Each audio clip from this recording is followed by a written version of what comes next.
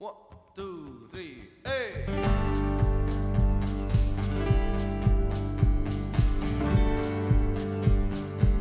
참 반가운 신도요. 참 반가운 신도요. 다 이리 와서 베들레헴 성내에 가봅시다.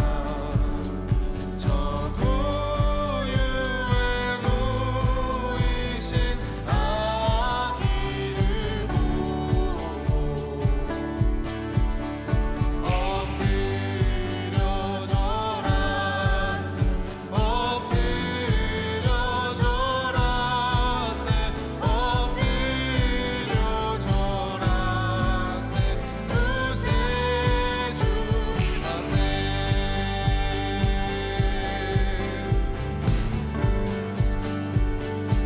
저 천사여, 저 천사여, 찬송을 높이 불러서 온 광활한 천지를 울리게. 주 하나님에게는 영광 돌리고 엎드려 절하세.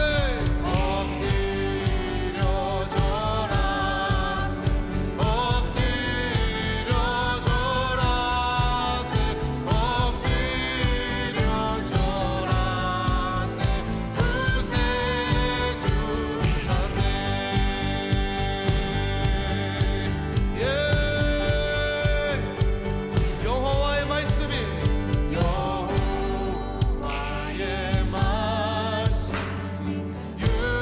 육신을 입어 날 구원할 구주가 되셨구나.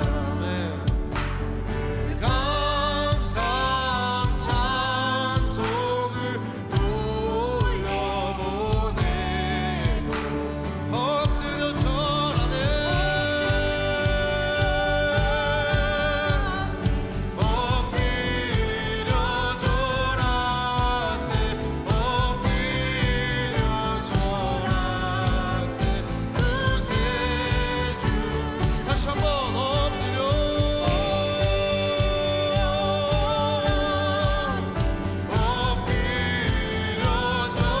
절하세. 엎드려 절하세. 구세. 우리 다시 한번 고백합시다.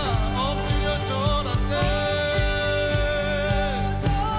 예, 엎드려 절하세.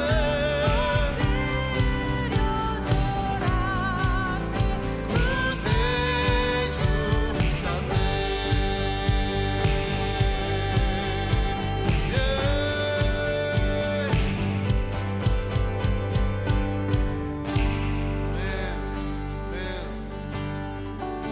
엎드려 절하세.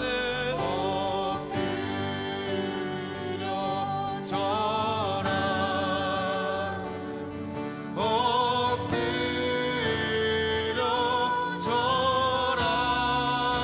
절하세. 엎드려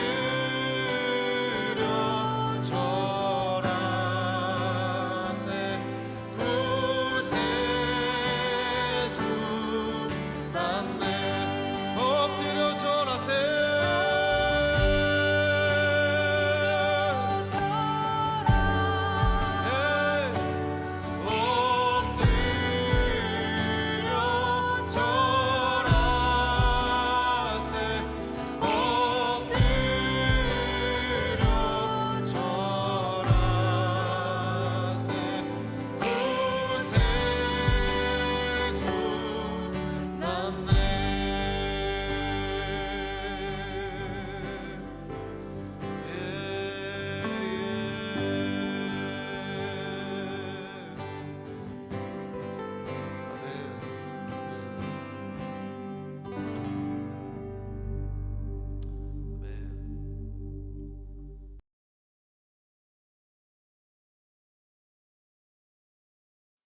기도하겠습니다. 사랑이신 하나님, 지난 한 주간도 사랑과 은혜로 저희를 지켜주시고 하나님 앞에 나와 예배드릴 수 있게 하시니 감사합니다. 대림절 세 번째 주일, 세상에 참된 평화와 구원을 주시기 위해 다시 오실 예수님을 기다리며 감사와 기쁨으로 촛불을 밝혔습니다. 자신을 태워 세상을 밝히는 촛불의 의미를 되새겨 보면서 부끄럽지 않은 모습으로 주님을 맞이할 준비가 되어 있는지 돌아보며 기쁨과 감사함으로 결단하며 나아가는 이 시간이 되기를 원합니다. 남은 2021년을 마무리하는 연말입니다. 올 한 해 우리 신앙과 은혜와 감사를 돌아보게 하시고 다가오는 2022년에도 함께 하실 하나님을 기대하며 소망하는 중등부가 되게 하여 주옵소서. 예배를 위해 수고하시는 선생님과 학생들을 기쁘게 받아주시고 교회와 가정에서 그리고 각자 머무는 장소에서 예배드리는 학생들에게도 동일한 은혜를 베풀어 주옵소서. 존귀하신 우리 주 예수 그리스도의 이름으로 기도드립니다. 아멘. 이제 다 함께 사도신경으로 우리의 신앙을 고백합니다. 나는 전능하신 아버지 하나님 천지의 창조주를 믿습니다. 나는 그의 유일하신 아들 우리 주 예수 그리스도를 믿습니다. 그는 성령으로 잉태되어 동정녀 마리에게서 나시고 본디오 빌라도에게 고난을 받아 십자가에 못 박혀 죽으시고 장사된 지 사흘 만에 죽은 자 가운데서 다시 살아나셨으며 하늘에 오르셔 전능하신 아버지 하나님 우편에 앉아 계시다가 거기로부터 살아있는 자와 죽은 자를 심판하러 오십니다. 나는 성령을 믿으며 거룩한 공교회와 성도의 교제와 죄를 용서받는 것과 몸의 부활과 영생을 믿습니다. 아멘. 오늘 우리에게 주신 하나님의 말씀은 빌립보서 4장 4절에서 7절까지의 말씀입니다.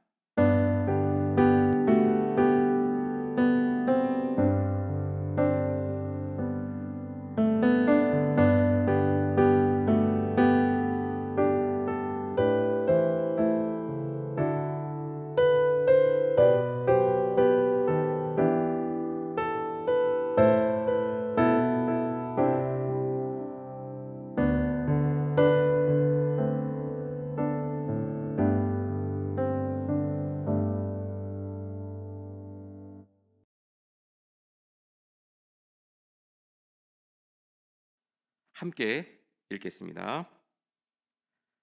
주 안에서 항상 기뻐하라. 내가 다시 말하노니 기뻐하라. 너희 관용을 모든 사람에게 알게 하라. 주께서 가까우시니라. 아무것도 염려하지 말고 다만 모든 일에 기도와 간구로 너희 구할 것을 감사함으로 하나님께 아뢰라. 그리하면 모든 지각에 뛰어난 하나님의 평강이 그리스도 예수 안에서 너희 마음과 생각을 지키시리라. 아멘. 오늘 이 말씀을 통해 주님이 주신 은혜가 여러분과 저에게 넘치기를 원합니다. 오늘은 기쁨으로 맞이하는 대림절이라는 제목으로 하나님의 말씀을 나누겠습니다. 어제 저녁 문자를 받고 우리 친구들 많이 놀랬을 거예요. 갑자기 온라인 예배로 전환돼서 예배를 준비했던 우리 친구들 많이 섭섭할 텐데요. 그러나 우리가 마음을 모아서 하나님께 여러분들이 머무는 장소에서 올려드리는 그 예배를 통해서 하나님 기쁘게 받으시고 여러분에게 동일한 은혜를 주실 것으로 믿습니다. 오늘은 대림절 세 번째 주일이죠. 세 번째 주일에는 기쁨의 초를 밝힙니다. 심리학자이자 교수인 레오 버스카글리아라고 하는 분이 계셨어요. 이분의 아버지는 사업을 하셨죠. 어느 날 귀가하신 아버지가 이런 이야기를 했습니다. 지금까지 해온 사업이 잘 안 돼서 오늘 파산을 신청했단다. 쉽게 말하면 사업이 망해서 접었다는 이야기예요. 이 말씀을 들은 그의 어머니는 조용히 집을 나섰습니다. 가지고 있던 보석을 모두 팔았죠. 그리고 그날 저녁에 아주 근사한 저녁을 준비해서 가족들과 함께 행복한 저녁을 보냈습니다. 그렇게 시간이 조금 흘렀어요. 친척들도 이제 그의 아버지의 사업이 망했다는 소식을 듣게 되었습니다. 어머니가 보석을 팔아서 풍성한 저녁 식탁을 마련했고 가족들이 즐겁게 맛있게 먹었다는 이야기도 듣게 되었죠. 어려움을 겪고 있다는 이야기를 듣게 되면은 보통은 그 어려움에 대해서 공감해주고 또 도움을 주는 것이 일반적인데, 이분의 친척들은 오히려 보석을 팔아서 근사한 저녁을 차려 먹었던 그의 어머니를 비난했습니다. 아끼지 않고 이게 뭐 하는 거냐고. 그러나 그의 어머니는 그런 비난에도 불구하고 침착하게 그 이유를 설명해 주었습니다. 그날 저녁은 그 어떤 때보다도 우리 가족에게 기쁨이 필요한 저녁이었습니다. 그래서 그런 저녁을 준비하게 되었어요. 레오 교수의 아버지도 자녀들에게 이런 이야기를 했죠. 너희 엄마는 보석보다 우리 가족이 더 소중하다는 것을 알게 해주었단다. 아빠는 그날 저녁 소중한 가족을 생각하면서 용기를 내고 열심히 살기로 결심했단다. 어려움을 이기게 해준 기쁨에 관한 이야기입니다. 오늘 본문인 빌립보서는 사도 바울이 로마 감옥에서 빌립보 교인들에게 썼던 편지입니다. 사도 바울은 유대인들과 또 유대 지도자들의 모함으로 인해서 억울하게 감옥에 갇히게 되었어요. 가이사라라고 하는 곳에서 약 2년 정도 감옥에 갇혔던 바울은 로마 황제에게 상소를 하게 되었어요. 이 법관의 판단은 항상 옳을 수만은 없겠죠. 그럴 때 더 높은 상급 법원에 재판받을 기회를 요청할 수가 있는데, 확정되지 않은 이 재판에 대해서 다시 판단해 주세요 라고 요청하는 것이 상소입니다. 이 상소로 인해서 바울은 로마로 보내졌는데요. 그 기간이 약 반년 정도 되었다고 해요.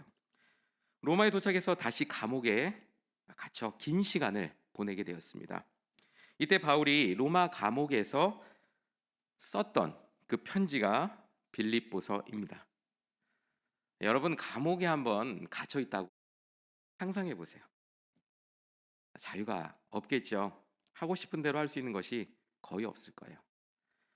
경험하기 전까지 우리가 무엇인지 정확히 알 수는 없지만 상상하기 어려운 답답함과 고통이 있을 거예요. 아마 사도 바울도 그랬을 거예요. 자유를 제약받고 고통 속에 있을 바울이 감옥이 아닌 세상 속에서 자유롭게 생활하고 있는 빌립보 사람들에게 항상 기뻐하라고 전했습니다. 감옥에 갇힌 자신의 처지를 생각하면 억울하기도 하고 또 두렵기도 할 텐데, 연약한 믿음으로 인해서 걱정과 염려 가운데 있는 빌립보 사람들을 향해서 아무것도 염려하지 말고 감사하는 삶을 살라고 부탁하는 사도 바울이 참 대단해 보입니다. 그런데 사실 이해하기가 어려운 일이에요. 여러분, 솔직하게 얘기하면 힘들 것 같지 않나요? 억울하고 답답하고 또 무섭고 빨리 감옥에서 나가야 하는데, 함께 예수님을 믿었던 사람들을 생각하면 참 아휴, 감옥에서 좀 빼주면 좋겠는데, 그 믿음이 좋다고 생각했던 사람들이 왜 아무도 신경을 써주지 않나, 화가 날 만도 할 것 같아요. 그런데 이 바울이 그렇게 얘기했던 것은 충격받아서 뭐 어떤 정신의 문제가 생겨서 그랬던 것일까요? 마음은 그렇지 않은데 솔직히 믿음을 가진 사람으로서 창피하니까, 또 아니면은 이 두려움을 감추기 위해서 거짓된 모습, 이 가식적인 모습으로 그렇게 얘기하는 것일까요? 우리가 빌립보서를 잘 읽어보면 사도 바울이 감옥에서도 주님으로 인해 진심으로 기뻐했다는 것을 알 수 있습니다. 그 기쁨을 가지고 편지를 쓰게 되었고, 감사한 마음이 끊이지 않았기 때문에 감사라고 했다는 것을 알 수가 있어요.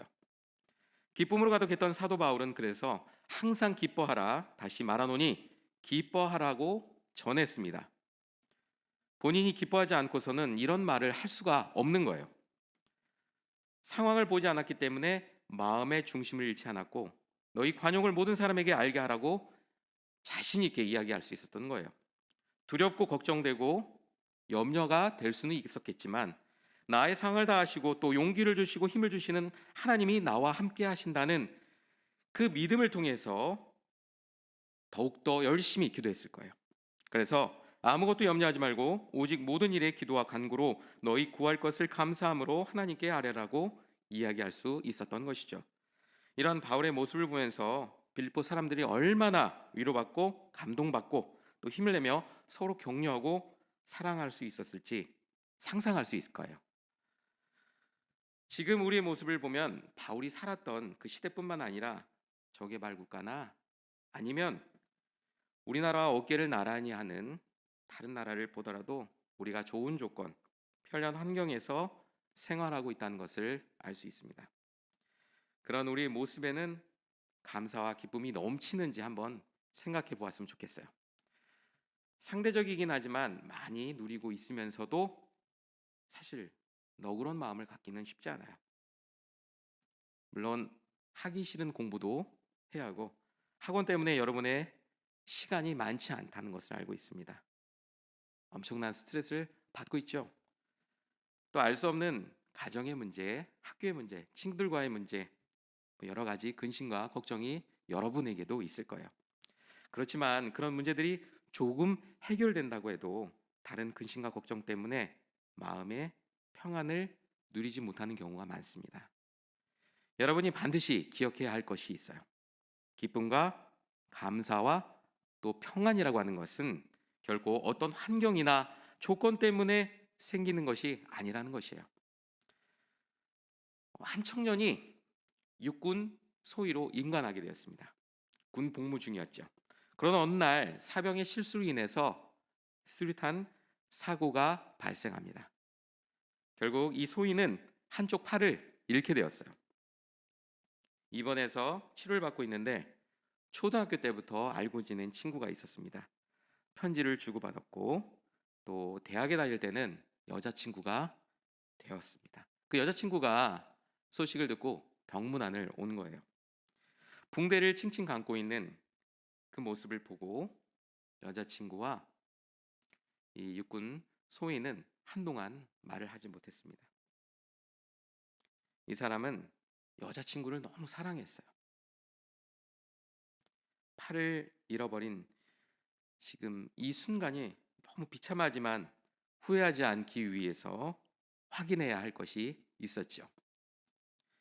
몇 번이나 망설이고 기회를 보다가 여자친구에게 이렇게 얘기했어요. 팔이 없는 나를 지금도 좋아하는지. 여자친구가 대답해 주었습니다. 나는 너의 팔을 좋아하는 것이 아니고 너를 좋아했기 때문에 팔이 있고 없고는 상관할 것이 아니야. 여자친구는 그때부터 간호를 시작하며 매일 간절히 기도했다고 해요. 그러나 이 여자친구를 바라보는 아버지의 마음은 아팠겠죠.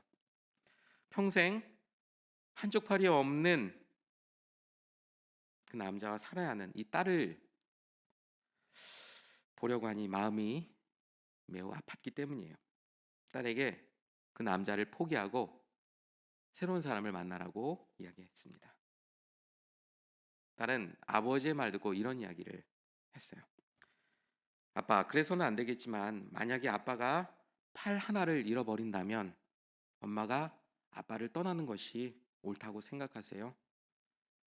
그 말에 아버지는 포기하고 교제를 허락했습니다. 모태신앙인 여자친구는 매일 새벽 기도를 했고 이 남자는 링거를 꽂고 있는 그 왼손으로 글씨 쓰기 연습을 시작했습니다.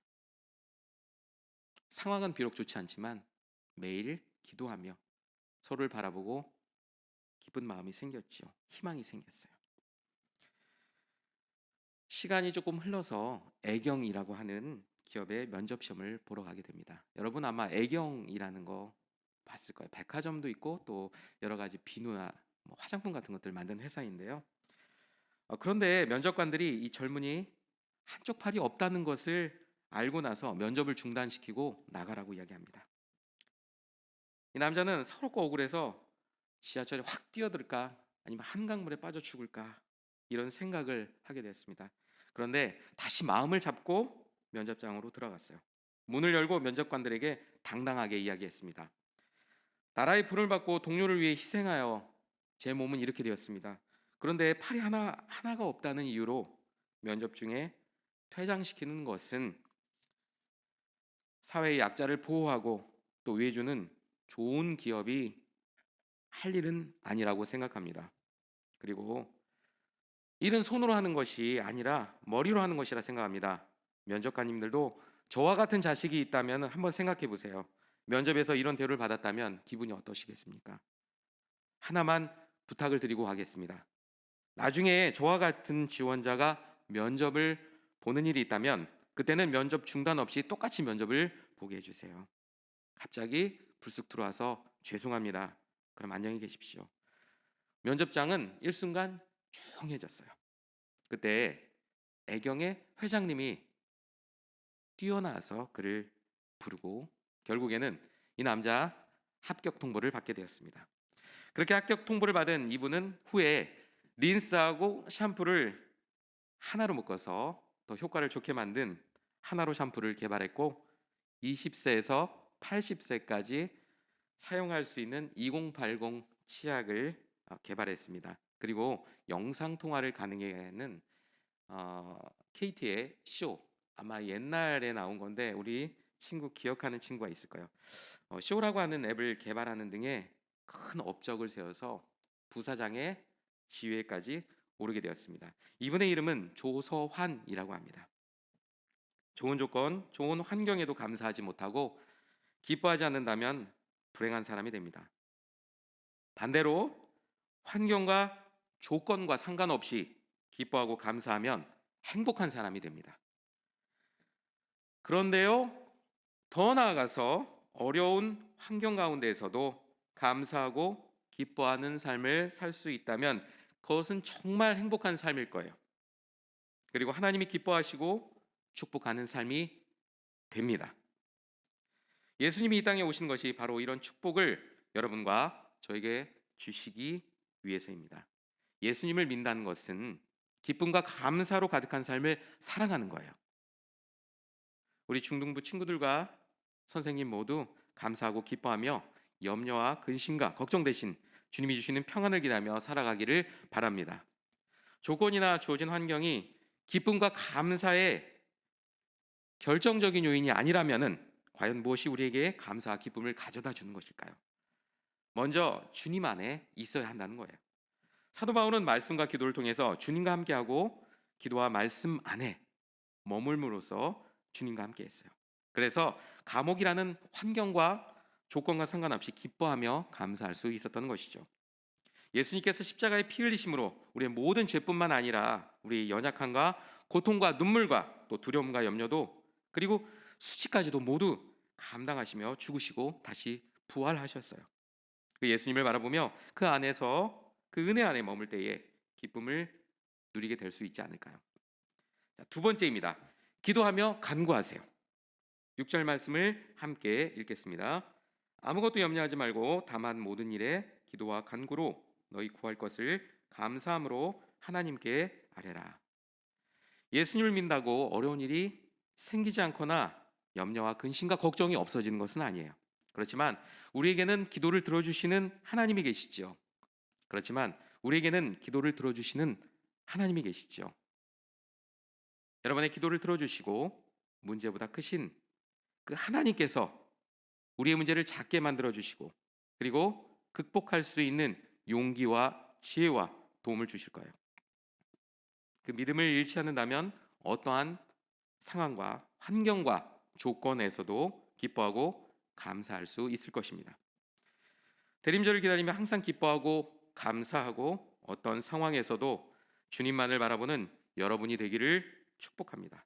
그리고 감옥에 갇혀 있음에도 불구하고 기쁨과 감사를 누렸던 사도 바울의 삶이 여러분의 삶이 되기를 바랍니다. 기도하겠습니다. 사랑의 주님, 주님의 다시 오심을 기다리며 감사와 기쁨으로 가득한 한 주가 되기를 원합니다.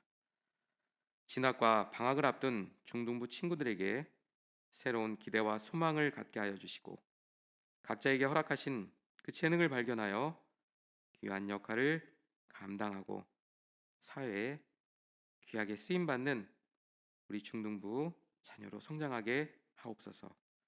예수 그리스도의 이름으로 기도드립니다. 아멘.